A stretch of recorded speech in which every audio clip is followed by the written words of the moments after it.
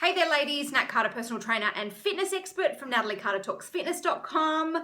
I'm so excited to talk about this because I think it's a really important thing to discover or rediscover, and that is how to have a better relationship with food.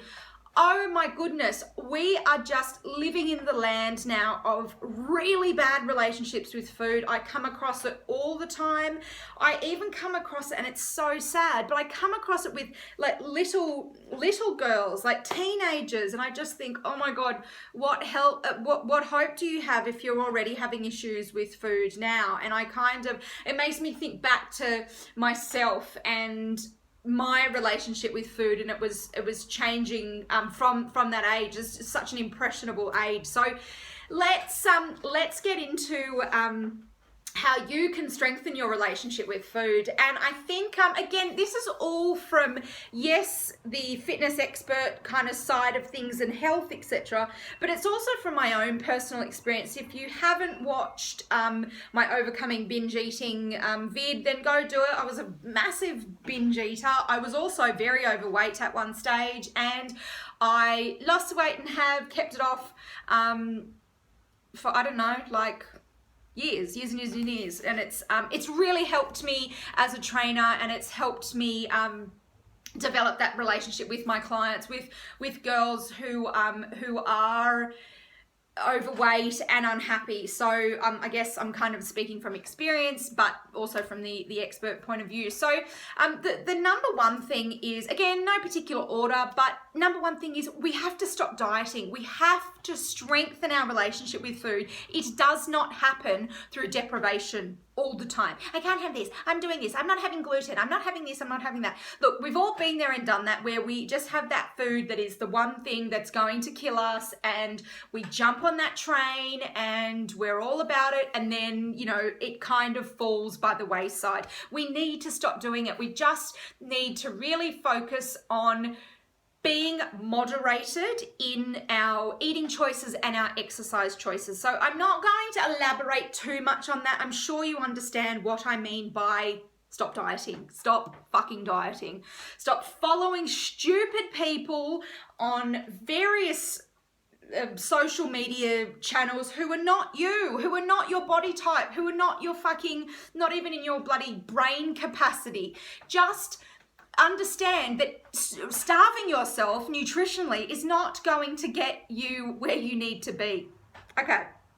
Also on that, I did spend a large bulk of years weighing things and sizing everything up, and this is the cup of this, and that's also, in my opinion, no way to live. I think that and I would never recommend for a client to do it on a long-term basis. We generally just use it as a guide. So a guide to get better portions going on, like, you know, using smaller plates. Yes, using the measuring cups, but that's not your life. You don't have to have the fucking scales with you all the time. Also not physically weighing yourself. Again, that's in another vid. Just find it. It's like the day I broke up with the scales. That was a real turning point for me too. So I think the next step is really to enjoy cooking and cook more. So many people don't cook. I don't understand. Like, don't you want to know how to cook? Even if you're a shit cook, and like, not everyone can be amazing, but just start really in small things. Like I always say to people, have like five things or 3 things or 2 things, whatever's less overwhelming for you. Have those 5 things that you're really fucking shit hot at doing. Like you make a really mean spag bowl, and you do a really nice fish dish, or you do a great stir fry, whatever it is. Just do those 5 things and just like keep rotating them. You don't have to be this, you know, Michelin star chef all the time at home, but just have those things that you are quite competent at doing. Also, growing your own produce, I think is good, even if it starts with just a couple of herbs. That really helps you to connect yourself to where your food comes from. You see it grow. There's so much And like, if you're not a foodie, I understand. You're going to go, oh my God, she's a fucking psycho. But there's so much joy in seeing something pop up out of the ground that you go, I planted that and I put my little hands around and my fingers got dirty. And there is joy in that. I also think for children, seeing you cook and prepare things, they know that it just doesn't come from a supermarket. I would be slightly mortified if my child thought, it was that recent thing where kids, like at the Easter show, the kids were like, oh, I didn't know that milk came from udders from a cow. Hello, this is like we've got a problem if kids don't know where their food comes from.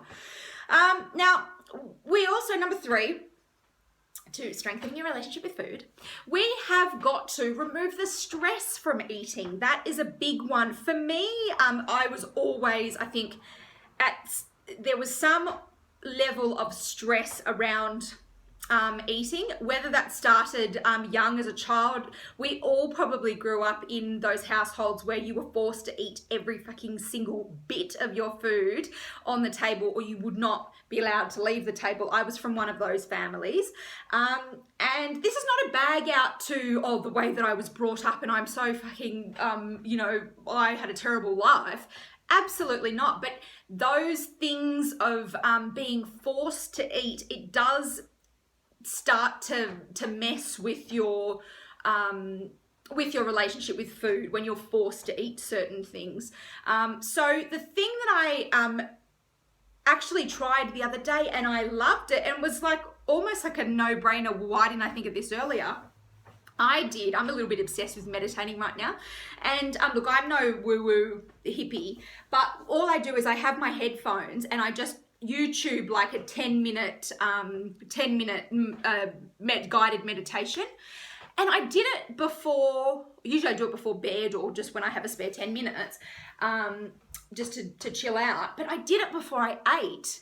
And it was so amazing. I entered the kitchen arena and I felt calm and I didn't feel like, oh, what am I going to eat? I need this, I need that. I need, getting ready to kind of build up this bloody smorgasbord of food. I just went in there and I was really relaxed and calm. So I know that that's not always going to be in your capability to listen to your meditation, but understand you need to approach your eating in a relaxed kind of way. Even that's just sitting and eating and chewing your food and being conscious of, I'm eating XYZ. Rather than stuffing, running, eating on the go, eating in the car, that kind of stuff. It's not always possible. I understand. I'm a fucking realist, but you can do what you can do in the situation. So if we can remove the stress from eating, that is good.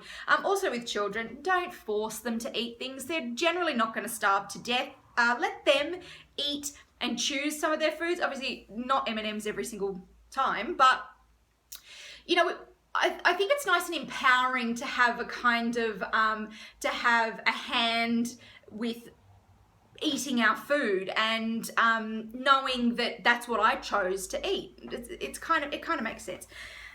Such an important point that I'm going to bring up now, and that is to stop taking everyone's personal critique of your diet on board. Stop. No thanks. Do not, vegan, vegetarian friend who tells you that you're a bad person because you eat a steak, or your obsessed dieter friend who doesn't eat anything except fucking lettuce leaves and steamed chicken. Get lost, okay? You either do it in a forceful way or a nice way, and you just tell them to get away. And you don't need their opinion about your food all the time. It's something that I'm personally working on. I have a lot of people that like to critique what I'm eating all the time. And I just will not have it. That's a big boundary for me. I don't need your opinion about the foods that I'm eating. And let everyone just get over your diet. It's your diet.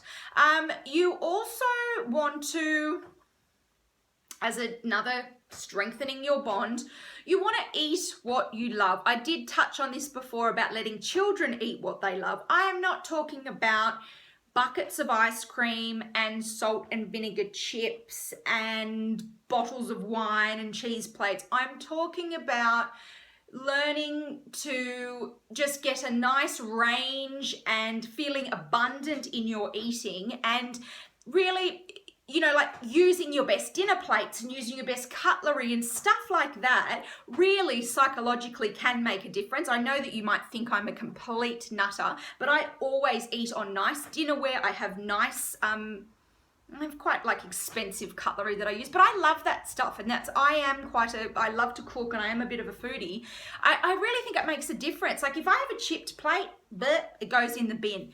I like to eat what I love. I don't leave all this like, oh, I can't have that because that's too expensive, or it's this and that. Just in moderation, I want to eat what I love.